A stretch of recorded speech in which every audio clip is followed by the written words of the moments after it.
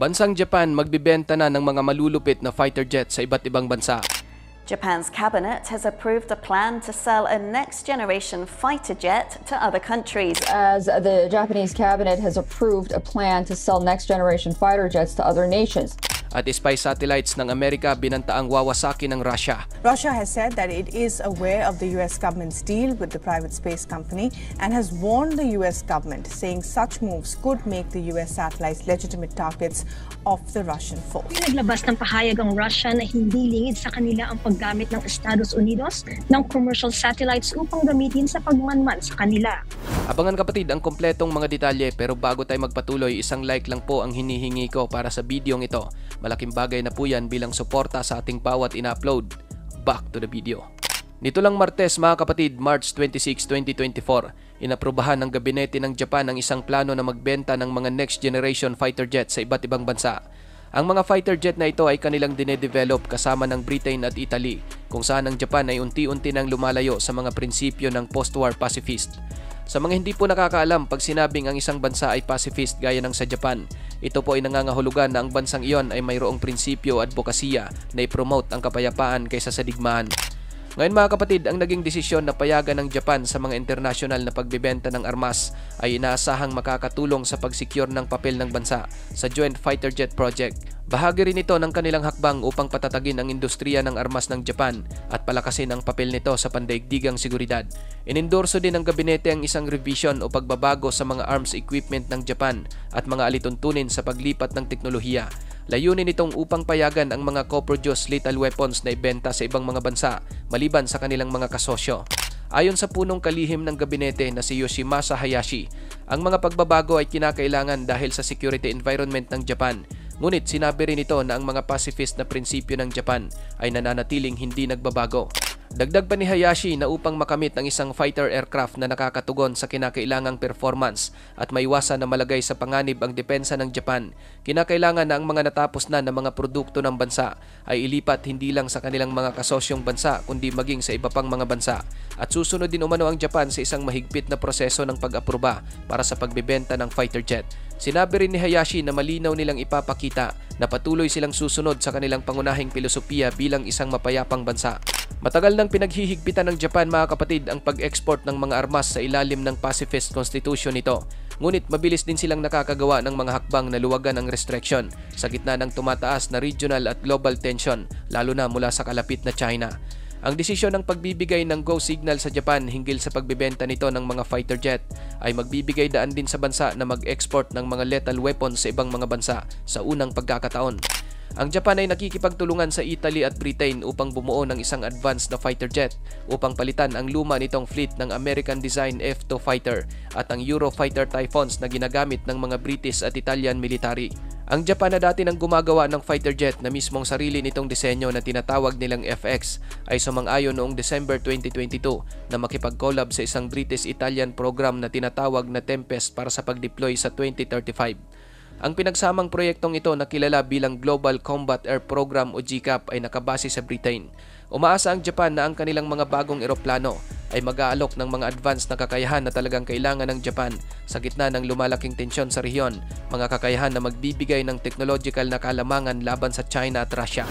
Dahil sa wartime past ng Japan mga kapatid bilang isang agresor na sinunda naman ang kanilang masalimuot na pagkatalo noong World War II, pinagtibay ng Japan ang isang konstitusyon na naglilimita sa kanilang militar sa pagtatanggol sa sarili. Ibig sabihin, mag-aarmas na lamang sila hindi para makidigma, kundi upang magkaroon ng depensa ang kanilang bansa. Matagal nang minimaintain ng Japan ang isang mahigpit na patakaran upang limitahan ang paglilipat ng mga teknolohiya at military equipment at ipagbawal ang lahat ng pag-export ng mga lethal weapons. Binatikos naman ng mga oposisyon ang gobyerno ni Prime Minister Fumio Kishida dahil sa pagtitiwala umano nito sa proyekto ng fighter jet nang hindi nagbibigay ng paliwanag sa publiko o humihingi ng pag-aproba para sa malaking pagbabago sa patakaran. Sa ngayon mga kapatid, upang matugunan ang mga naturang alalahanin, nililimitahan muna ng gobyerno ang pag-export ng mga co-develop na lethal weapon ng jet at nangako na hindi muna sila magbebenta para hindi magamit sa mga aktibong digmaan.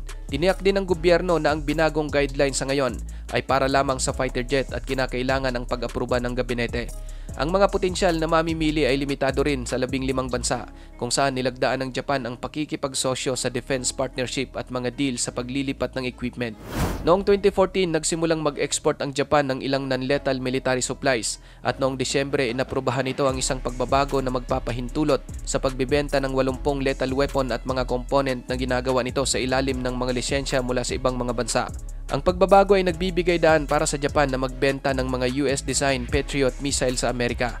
Tama ang iyong narinig kapatid, ang Japan ay nagbebenta ng mga American-design Patriot missile sa mismong US dahil ang mga air defense system na ito ay ginawa ng mismong Mitsubishi Heavy Industries ng Japan.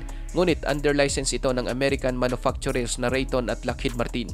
Plano rin ni Prime Minister Fumio Kishida na bumisita sa Amerika ngayong Abril kung saan inaasahang ididiin niya ang kahandaan ng Japan na magkaroon ng mas malaking papel sa pakikipagsosyo sa military and defense industry partnerships. Ngayon mga kapatid, nang malaman ng China ang pag-aproba ng gabinete ng Japan sa planong pagbenta nito ng mga next generation fighter jets sa ibang mga bansa, agad naglabas ng pahayag ang China's Foreign Ministry at sinabing matindi umano silang nababahala sa unti-unting paglayo ng Japan sa pacifist constitution na kanilang pinagtibay sa pagtatapos ng ikalawang digmaang pandaigdig. Ang mga hakbang umano nito ay nagdulot ng matinding alalahanin mula sa mga kalapit na bansa at international na komunidad. Samantala, Russian President Vladimir Putin nagbanta sa Amerika na wawasakin ito ang mga spy satellites ng US. Nito lang Miyerkules, March 20, 2024, sinabi ng Russia na alam nila ang tungkol sa mga pagsisikap ng Amerika hinggil sa pangangalap ng intelligence sa Russia gamit ang mga commercial satellite operators na kagaya ng SpaceX ni Elon Musk. Pinapaalala ng Russia na ang ganitong hakbang ng Amerika ay paniguradong magiging lehitimong target ng Russia ang kanilang mga spy satellites. Ayon sa mga ulat kapatid, ngayong buwan mismo, ang SpaceX ay gumagawa ng network ng daan-daang spy satellites sa ilalim ng classified contract sa isang US intelligence agency. Nagpapakita ito na ang US ay talagang nakipag-ugnayan sa pagitan ng SpaceX company ni Elon Musk at ng mga national security agencies. Ayon kay Russian Foreign Ministry spokeswoman Maria Zakharova, alam umano nila ang mga pagsisikap ng Washington na akitin ang mga pribadong sektor upang pagsilbihan ang military space ambitions nito. Ang ganito umanong mga sistema ay nagiging isang lehitimong target para sa mga retaliatory measures, kabilang ang mga militar. Ang Russia mga kapatid ay nilunsad ang Sputnik 1 noong 1957. Ito ang unang artificial Earth satellite. Noong 1961 sila rin ang unang nagpadala ng tao sa kalawakan. Mayroong malawak na offensive space capability ang Russia. Katunayan noong 2021 inilunsad nila ang isang anti-satellite missile upang wasakin ang isa sa sarili nilang mga missile. Ikaw kapatid, ano ang masasabi mo sa videong ito? Para sa iyong opinion, i-comment mo na yan sa ating comment section sa ibaba. At kung nagustuhan mo naman ang videong ito, paiwan naman ako ng like at pasubscribe na rin sa ating munting channel. Maraming salamat sa panonood, hanggang sa susunod na naman ating upload. Peace out!